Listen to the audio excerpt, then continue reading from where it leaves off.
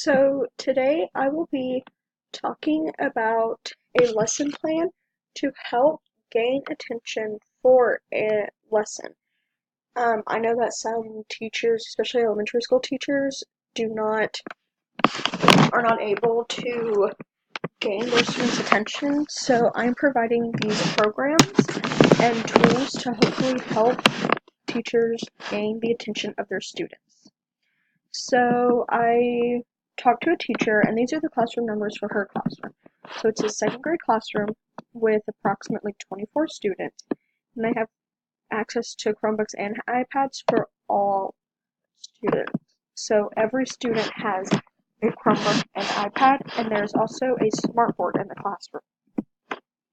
So what is the problem? Well, the main problem is just gaining attention from students at the start of the lesson and during the lesson, and just really keeping them engaged throughout the entire lesson.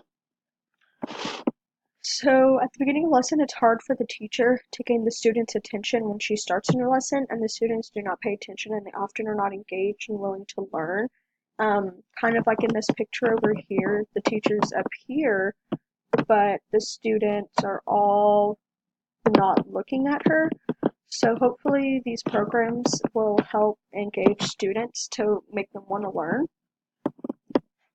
So how does the lesson plan work? So to begin, there will be an evaluation of the content students may already know, just to see where you need to go from there. And there's a lesson plan using programs, activity that can be done in a group or individually. There's an assessment using a program, and this lesson is specifically for social studies, and it focuses on civics. It is in the Arkansas Common Core standards, so it'll be focusing on civics specifically. So these are going to be the different programs used. So there's Kahoot, there is Powtoon, Edmodo, Quizlet, and the content map isn't a program, but it's just a tool that can be used. My personal favorites are probably Quizlet and Powtoon, just because I think those are two really interactive games that can be used. So pre-evaluation. So this is the start of the lesson plan. So before doing the lesson, begin with a game using Kahoot. So here's an example of a Kahoot that I had made, and we're really focusing on this lesson for citizens' rights and the roles and responsibilities of citizens. So this is a sample question. This is just the game of Kahoot. So the question is up here, what are the citizens' rights? And then down here are the possible answers. So the students will be able to answer the questions based on the different answers there are, and students can play in groups or individually, and the Kahoot has questions about basic knowledge about the lesson you will teach. Kahoot can be used to assess students' knowledge before a lesson to see what part of the lesson is more important and what you need to focus on.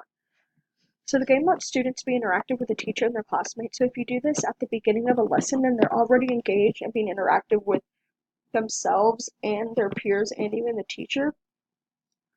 It also can be used throughout the lesson to check students' progress without having to have a quiz or a test.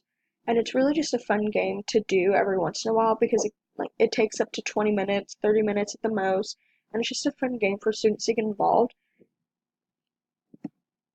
So the next part is teaching the actual lesson. So the actual lesson will be taught using Powtoon. For those of you who may not know, Powtoon is a program that is a slideshow, but it's really interactive. There's no, you can't tell that there's animation on this particular slide, but there's like different animations and different shapes and different people and stuff like that that you can use that can be like really that can be really interactive and just fun. It's different from your typical PowerPoint. And this program engages students to pay attention and gives them opportunity to ask questions when needed.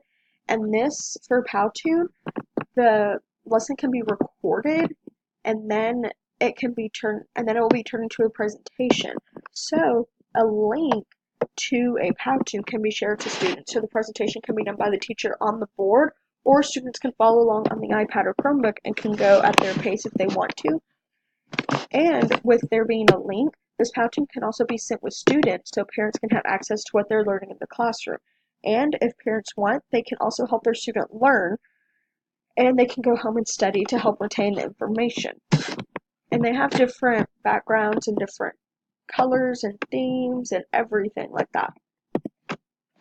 So the next part of the lesson would be a concept map. I personally really enjoy concept maps because they help me focus on the actual topics, and it's an activity that can be done individually with a partner or in a group.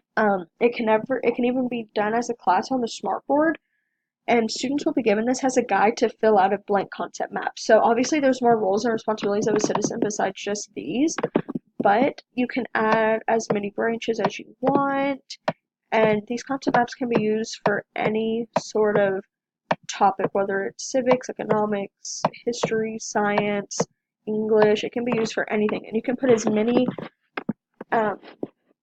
different boxes attached to it, and then even from that you can go out and stuff. It just depends on what that certain topic is.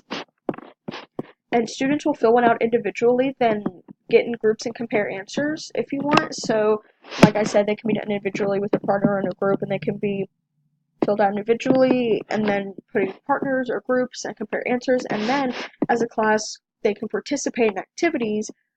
They can participate in an activity where students go up to the smartboard and each group fill in a blank box. And by this, students are engaged, actively listening and participating and communicating and interacting with their peers. And it's something to do during the lesson to kind of help them retain the information that is engaging. So next there is the Edmodo assignment. So Edmodo is a form of social media, but at the same time it's on a educational level. So for an example over here, this is a post that you can make on a wall of your classroom. And so there is an assignment that was posted, and this certain assignment can be turned in by the due date. So teachers can post assignments, quizzes, comments, and posts about different areas of the classroom. And what's cool about this website is that parents and students both have access to the site, so the parents can ask questions and monitor their children's lessons and work. And the next part of the lesson is to post this assignment on Edmodo for students to do at home and then bring back to school to go over as a class, or they can do it, if they do not have internet access at home, they can do it in the classroom as well. This is something that you can do on the Chromebooks and iPads at the school, and it's just a really fun game to talks about the rights and responsibilities of citizens, and the students have to figure out which one of these down here go to whichever category.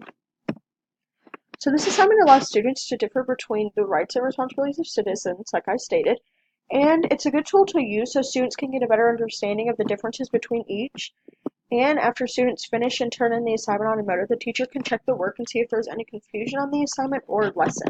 And I think Edmodo is just a really fun website to use in a classroom because it connects parents and students and a classroom as a whole.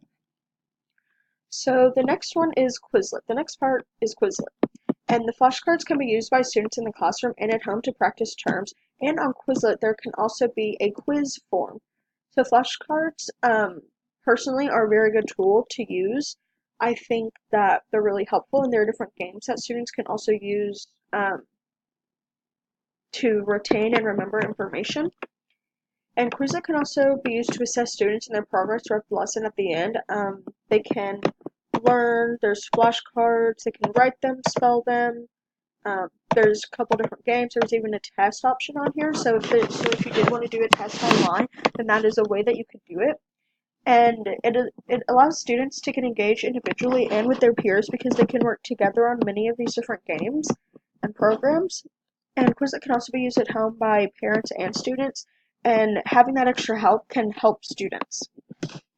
So another way to use Quizlet is by using Quizlet Live. If we go back to this slide, there's this option right down here where it says Quizlet Live.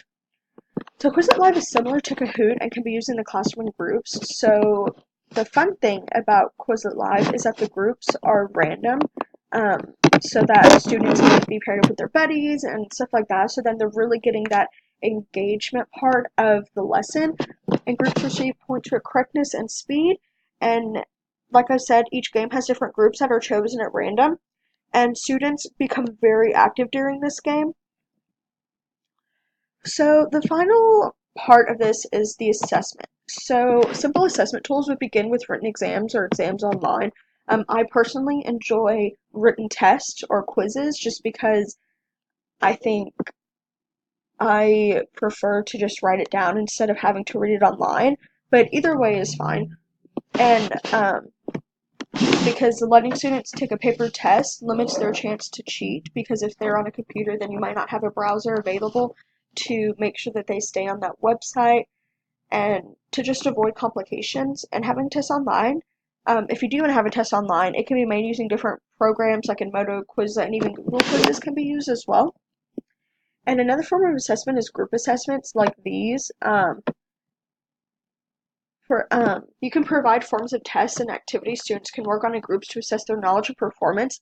And also projects are another way to let students work in groups. I really enjoy projects and I think it's really fun to become hands-on and to really engage with others about what we just learned. And building models and even diagrams on the iPads and Chromebooks can also be a way to help students. And like this picture here, there's one iPad and you can tell that they have math on that, but they're all sitting around the iPad.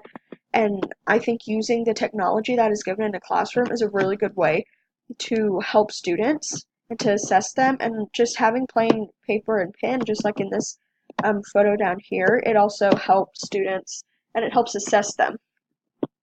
So overall, this lesson plan is meant and designed to help students become more engaged and more willing to learn. And it includes different forms of media that can be accessed by both parents and students.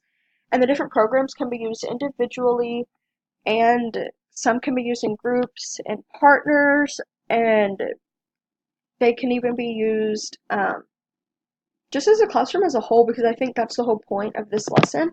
And it also helps engage students at the beginning of a lesson all the way to the end.